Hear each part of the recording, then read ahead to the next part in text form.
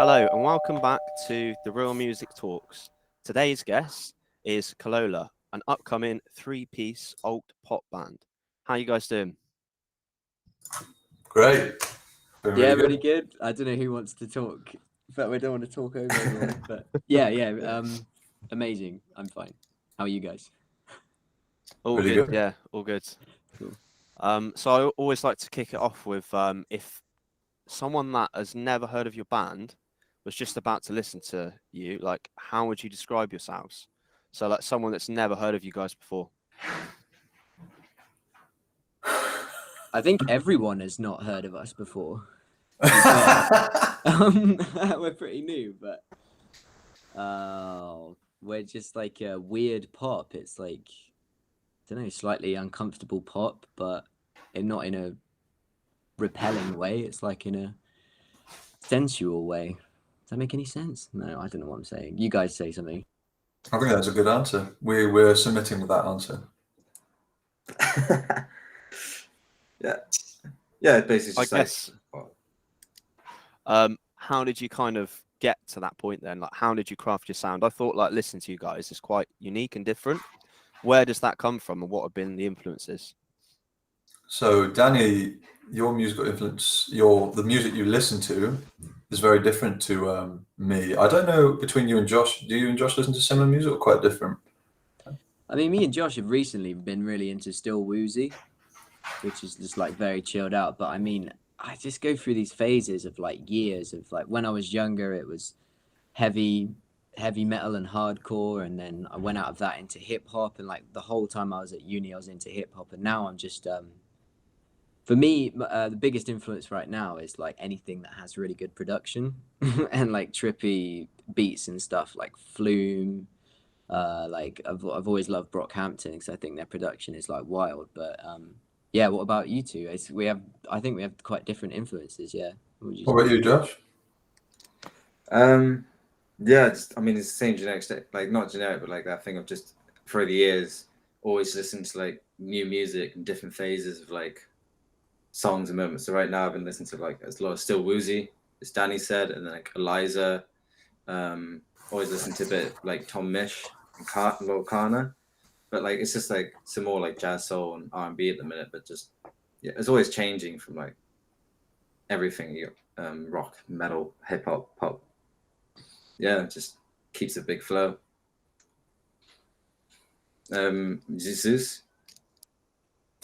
Nothing, to be honest. I don't really listen to music, and that's not being funny. I just drive in the car in silence, no sound, nothing. So nothing can inspire me.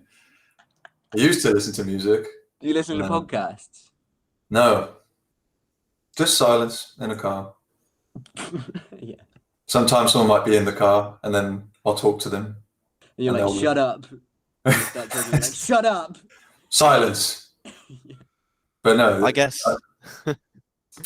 go on. if that's kind of like your kind of thing, I don't know. Where do you draw inspiration from to write music? Well, I used to listen to music and stuff. Like my earliest influences was Queen, Freddie Mercury as a child, and grew up and I liked Muse and Arctic Monkeys and all that sort of thing. And then went into Bon Iver when I was sad. And then when I was happy, I listened to stuff like James Brown and stuff. And then I got to where I am now, and honestly, just don't listen to music. The only music I hear is when we play. So, yeah, that's the truth. Weird. So this is one for you guys to answer individually. So talk us through like your journey into music, and I mean it in terms of like playing. So when did you first pick up an instrument? How did you first learn to play? And how did it kind of develop from there? For Joshua and I, our mother and father wanted us to learn the piano. So they gave us piano lessons, even though we didn't want them. And yeah, we just kept going to them. And eventually we quitted and we never touched music again for years and years and years. And then one day I decided to pick up guitar, and I liked that. One day Josh played bass because we didn't have a bass player in my band that I was forming. So I said, would you like to learn the bass? And he said, not really. I said, well, we bought you a bass, so please. And he said, oh, okay. And then he ended up playing bass, and did a few years of that. And eventually he said, I would like to be able to play chords because I don't really understand what I'm doing. And I said, fair enough. And for this project, it's the first thing Josh has ever got into where he's actually playing guitar. And it's during the pandemic, actually. I would, unless you disagree with that, Josh, the beginning of this pandemic has been your kind of beginning of actually playing guitar and getting really good at it, and then using it in this band. Yeah, basically, yeah. Because we started doing music. Like Rob's teaching me how to start making beats. Zeus, like a beat, like a year and like 3 months ago, like doing beats and playing guitar. And that's basically what's just kind of like basically what I would say. This is my whole thing for this is it started from like, but that's only because Zeus has taught me how to play guitar because he's quite talented with a lot of instruments, so he's guided me for the whole process. So I've managed to pick up some things a bit quicker. But yeah, basically what Zeus said. Like, yeah. That's What about you, crazy. Danny? Like that blows my mind that you've only just started guitar. It's like, hey, this is the guitarist of Kololo.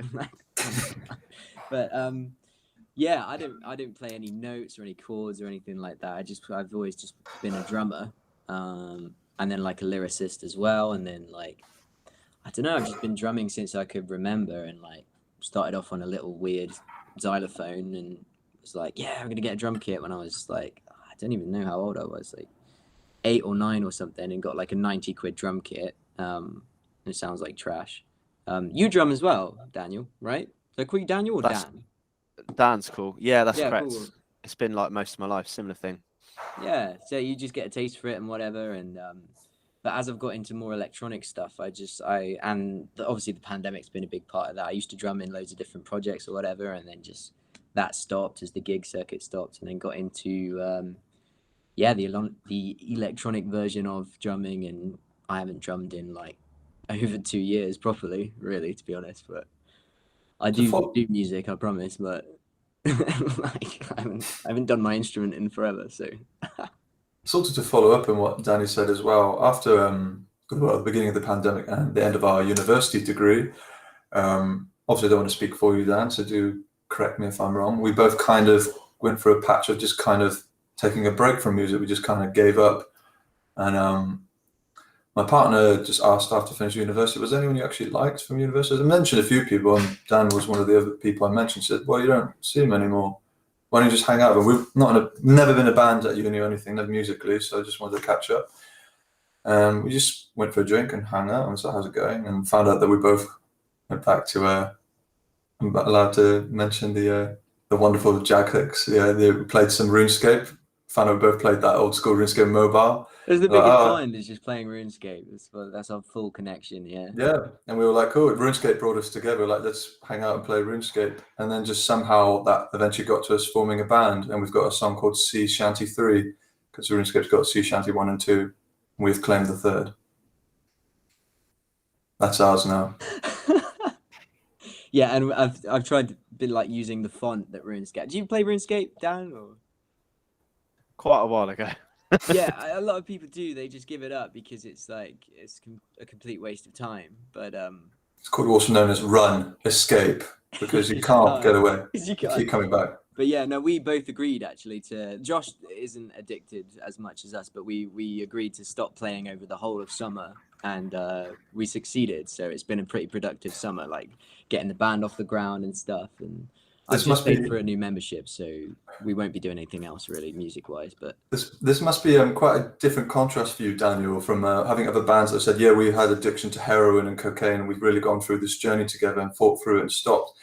To now, yeah, we're addicted to RuneScape. We keep trying to fight that addiction. We stopped for a while for the summer to focus on the music, but now we're back.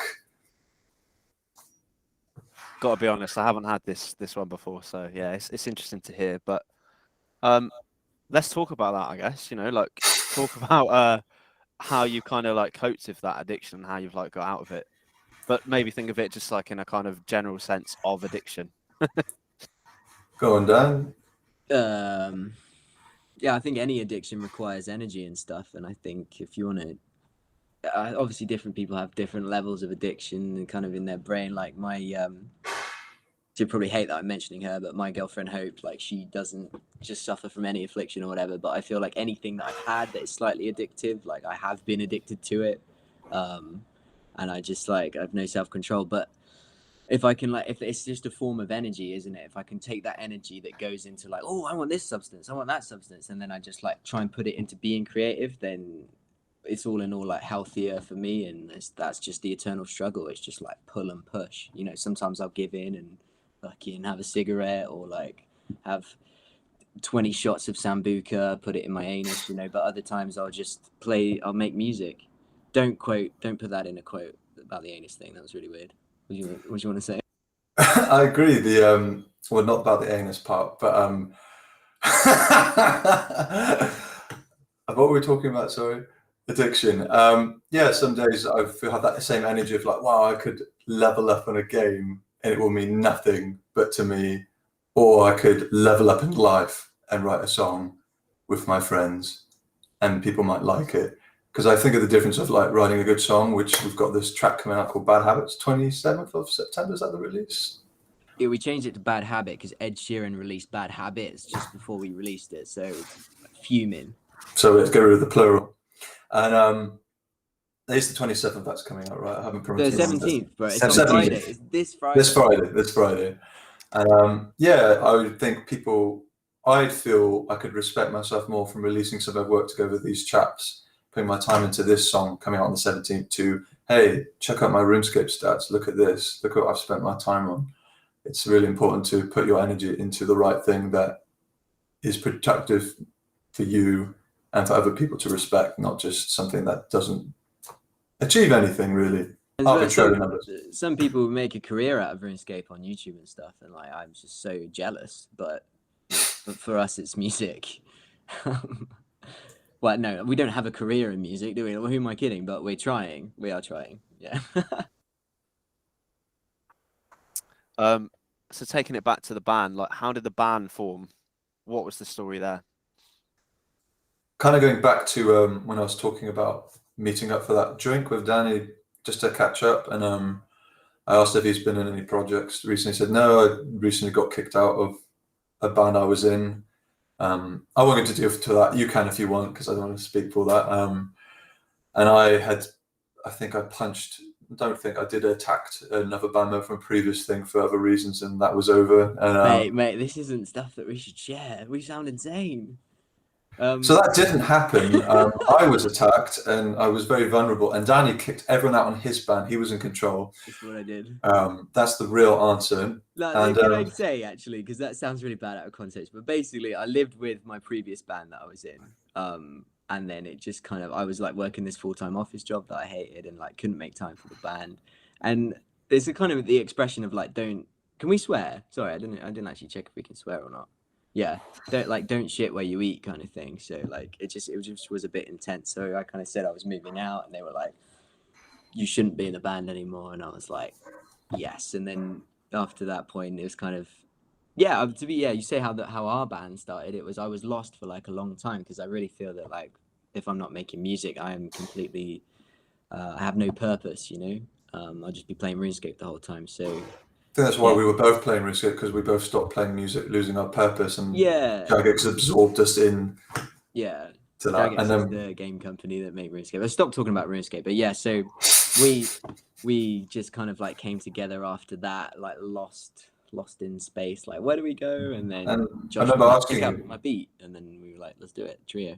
I remember when I asked you though if you wanted to do some music after hanging out and having a good time, you weren't sure straight away because of like how things sometimes fall apart when you form a band, put all that energy in, and can be quite chaotic. But I'm glad I took the chance, because then you came over, Josh showed some tracks as well, and we didn't even know if Josh was going to be in the thing or not, because I don't know if Josh was doing beat. He kept writing stuff that was really good and started practicing guitar every day, and I was like, actually quite good, it's getting better than me. And then we just happened, we just started working on, we didn't do any gigs, obviously, only rehearsals. It wasn't actually a band for a very long time, because you couldn't do gigs. It was quite hard to do so. So we were just like, let's just do production. Let's just meet up, go on Logic Pro or Studio One, new DAW we're using, if you've heard of that, and started just making beats, sitting together, doing that. And only as the pandemic started opening and people seemed to like the track or tracks we've been showing to people, we thought maybe we should actually just do. What was the first gig? It was Mr. Wolf's. We had a live stream with Arts That was Tonight, it, yeah.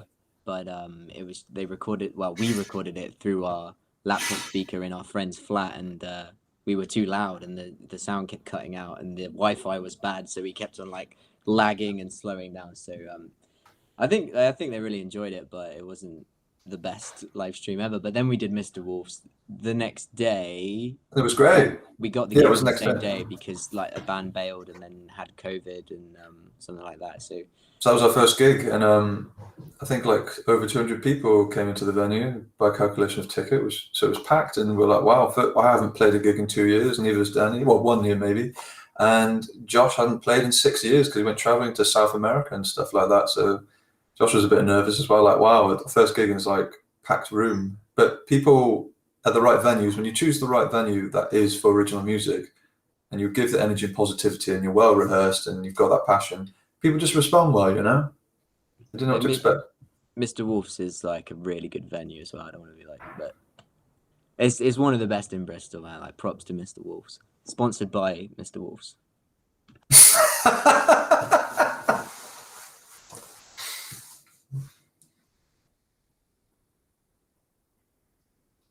Yeah, I'd agree with that. I'd say like Mr. Wolves is a great kind of. I've played there a couple of times. Just like the layout and everything is really great. So I guess like over the pandemic, you guys were producing. You know, did you all like use Logic, record together? Like, what did the like composition process look like when you were writing these songs?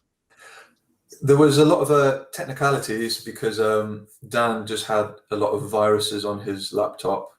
Bing just wanted to take over his whole hard drive, and every time try to do anything, it's like, do you want to log into your password here? It's like, but why? It's like, just do it, and ask him 5 times and then give up. Yeah, I don't pirate stuff anymore, but like at the time where we started, I used to pirate stuff, and it's not great for music production. It kind of gets in the way a little bit, like system overload every 5 minutes. Yeah, it's just an overload of everything. It took so many months of like having to make 4 different projects for one song, so that one project would just have the instrumental, and then the next project would have that as a bounce, so we could put the vocals on. The system just couldn't cope with it. It was very tedious and long. It was pretty tedious, but there's one thing with our like single coming out on Friday. There's like a glitch that happens at the start of the pre-chorus, and it goes because like, of the virus. But it can't really explain it, but it wouldn't have happened. Like, it wasn't us who did it. I mean, it was like the virus sound, and we just kept it in because it like sounds incredible. Wasn't our take. The computer just decided to add in like, this is cool. Sometimes good ideas can come from those glitches, though. You find like on some of the best recordings ever, there's like these things that go wrong, but actually they make the recording special. Yeah, I agree.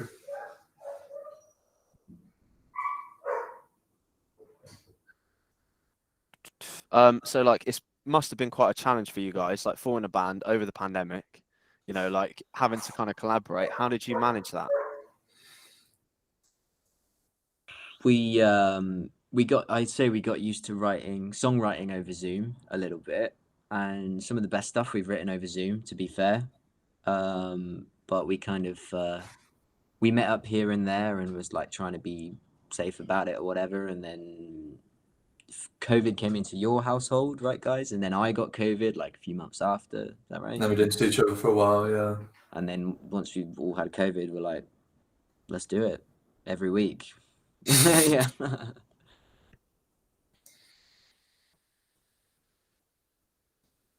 I guess there's like no risk at that point if you've already had the virus. Yeah, mate, have you had it? I think I might have, but I wasn't ever like tested positive for it. Yeah. Obviously, it's just so random. It just affects everyone really differently, and like it's weird. It's weird for us. Like, I don't know, maybe we wouldn't have got together as a project if the virus didn't happen. So I don't know. Maybe we would have. Maybe, yeah. Yeah. Actually, Josh wouldn't be in it probably because Josh would have carried on traveling. Only came back because of the pandemic. So might have been you and me, Danny, but we wouldn't have Josh. Yeah, I would have been long gone, like shut off. But yeah, unfortunately, couldn't go anywhere. So joined the band instead. It ruined your solo artist career, didn't it? Yeah, I wouldn't say career, but yeah, it ruined that. International. So I wanted to ask you guys, like outside of the music, how did you come up with the idea for like the graphics, the videos that you've produced, and the overall kind of like branding that you've gone for? That is a good question. I think it's just experimenting. We didn't really think, right, this is absolutely the color and this is what we're going to do. It was just same as the music. We're like, this is the genre we're going to do. We just kind of wrote stuff. Danny's influence, Josh influence, my just nothingness altogether just created that sound. Like, cool, we like that. We'll just keep writing songs. And each song we write, we're not writing has to be in this genre. Just coincidentally, they all happen to be quite. Some are a bit more experimental and stuff. I wouldn't say that all. Oh yeah, it's that. But they have a Kololo sound. They definitely all sound like our stuff, I would say. And same with the image and stuff. It's just been a bit random. We just thought, let's put a jellyfish as the logo. The cool creatures. They don't have a brain. They just float. They don't do anything. Yeah. Well, I will say that like we were making music, and then you put like a background jellyfish YouTube. Oh yeah. Like, video on, and there was so we could look at something pretty while we were making music, and it was just like floating jellyfish on YouTube or whatever. And then you were like, I remember now. Yeah. We were like, should we just make the jellyfish our logo? And we, we're so new that we haven't released any branding or logo of the jellyfish or whatever. But we've got an artist working on this thing where it's like a jellyfish the size of Godzilla, and us three are like fighting it and stuff because we're really inspired by video game boss fights and stuff like that. The Boys, Amazon, and all the that. Boys, the Suicide Squad, like that shit is wild. But so that's the jellyfish. I think you've given the answer there, Dan. It's just our like cultural influences growing up, right? Just stuff we watch and like. We've all just chucked into the band. Yeah, and I really like Pink. I was trying to push that to the guys, but whether we're going to be Pink branding, I'm not sure. But we just like jellyfish. I don't know why. But yeah, we also paid some professional graphic designers, so it'd be interesting to see what he comes back with, and that will be our logo. So we don't even know what our branding is until it comes back in a few weeks, and that'll be like, cool, this is it. This is who we're going to be. So it's quite random, but also based off just things kind of in the moment. Everything we do, like, yeah, that's cool, let's just do that then, rather than planning ahead. Yeah, we don't plan stuff really that much, to be fair. Apart from your organisation of gigs, Danny's pretty good at that. It's funny that you say you don't plan stuff. That was literally going to be my next question. Like, what is your plan going forward? But I think maybe talk about like where you could see it going, as opposed to like a solid, this is what we're going to do now. So it kind of depends on how things respond with the single, of what kind of what our market. I assume on Spotify you get to see your demographic and stuff, and you start to learn what responds well. So yeah, you can track artist of what people listen to your music and they like it and who they respond to as well. So yeah. So it's gonna be a case. I think what's the idea with Bad Habit is just seeing how it all works, because I have never done this, so we're just gonna see how it works. Bad Habit is like, we love it, but it's kind of being put as like the sacrifice of like, right, experimental song. Yeah, it's like putting out there to see how it all works, and then who responds to it well, and then we're kind of like gonna figure out like, oh yeah, like this is what we like. And I think in terms of like where we kind of thinking of like going and brand, it's just like it's like a long-term thing. Like we want to be able to have our own gigs in 2 or 3 years time, where people come to see us and don't just like drop by like, oh, here's a band, and like 3 times like, oh, Kololo's playing here or doing a show. Not massive, but just have a nice little niche fan base, which would be ideal. But we'll see. Yeah, so following up on that is just building up an online fan base, really, because I think that is the way forward. Obviously, gigs do help in that, but you can get your track and branding up and people like the songs and just listen. To be honest, most bands that when I have listened to music, and I'm not saying I don't listen to music anymore, I do still listen to music, just not very often, but when I do, it's in the last 10 years, 20 years, I've never like discovered a famous band through going to a gig at a pub. It was always just came across online and like, I love this, and then would then actually consider going to buy a ticket to go watch them. So I think that is kind of something to consider. The plan is release that song, put the bit in, see what kind of our demographic is, do a few more live gigs promoting that song and other originals, and just go forwards from there to see where we need to go, really. What's biting.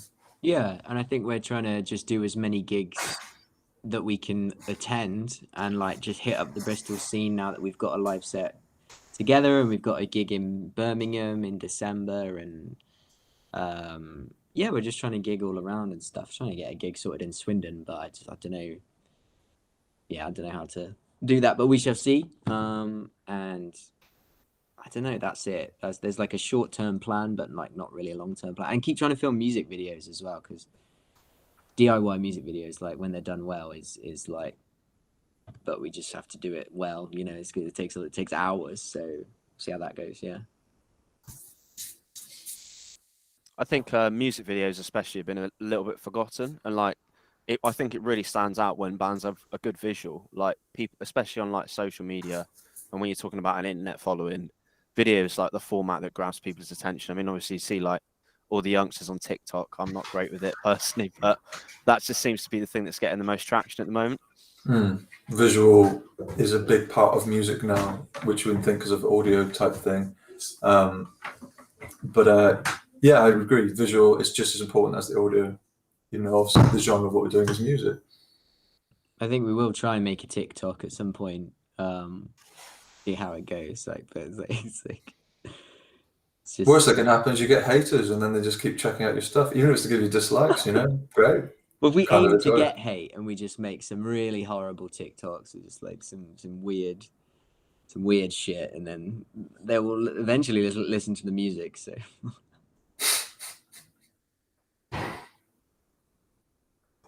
So I guess like talking about your single that's coming out, what if it doesn't land very well? What would be the plan B? Will you keep making other records? Like, how are you kind of seeing that?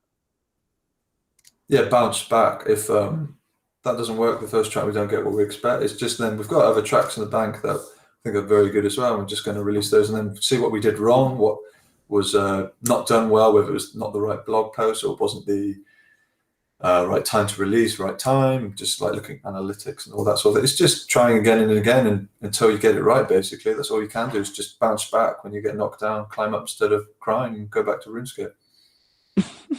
We've already done that once before, not again, but yeah, we've been banking them and stuff. We've been like working on recorded, like trying to hone our craft with like mixing and mastering like over the span of a year, like with us three, and we've been trying to bank them, and then yeah, and they all sound quite different. Our songs sound quite different, so like I just don't know what's gonna happen. It's all pretty random. Yeah, weird pop.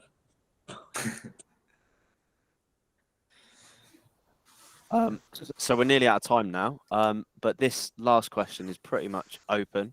So is there anything else that you'd like to leave the audience with, and you can kind of say what you want, perhaps individually from here?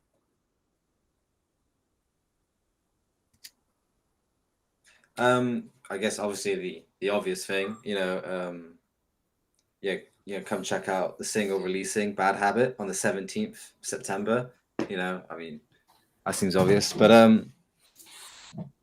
yeah, just thanks for checking out the podcast. Thank you very much, Dan, having us. Yeah, I haven't got really any like big things to say. We're just not much to present at the moment. Just like starting out and having fun. But yeah, we're a naked band. And thanks for the gig, man. Thank you. It's 1st of October, right? Excited. Yeah, so I haven't announced this on video yet, but I'm putting on the very first in-person Real Music gig on the 1st of October at the South Bank Club in Bristol. These guys are going to be playing, so you'll be able to see Bad Habits in the flesh. But I'm really excited about it. I mean, my whole vision for these events is really to make it an experience. We're going to have some buskers outside. We're going to have some music outside. We're going to make it, like different areas that you can go to. But I think the most important thing for me is seeing everyone in person, speaking to the community and creating a proper vibe. So really excited to have you guys on. But yeah, tickets are on Head First, and I'm going to pop them in the description below. Thank you very much, Daniel. Looking forward to seeing you there. Nice. I just want to say shout out to Soundbeat Illustrates for making the clay versions of us for our single, and listen to our single on Friday. That's all I want to say. 17th of September. Perfect. Thanks very much, guys. Appreciate your time. Yeah, thanks, Dan. Having us. Cheers.